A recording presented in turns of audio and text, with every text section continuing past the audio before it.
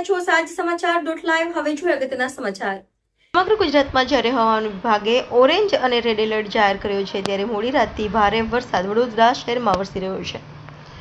વડોદરા શહેરના પશ્ચિમ વિસ્તારમાં આવેલ તાંતલજા ગામ પાસેનો તલાવ ફાટ્યો। તલાવ ફાટતા અલહત્તીમથી કિસ્મત ચોકડી, મહારાજા ચોકડી જતો માર્ગ પર પાણી। લોકોના વાહનો બંધ થયા, ઘૂંટણસમાં પાણી ભરાયા। રિપોર્ટર ફૈઝલ ખાન, સાંજ સમાચાર .live વડોદરા।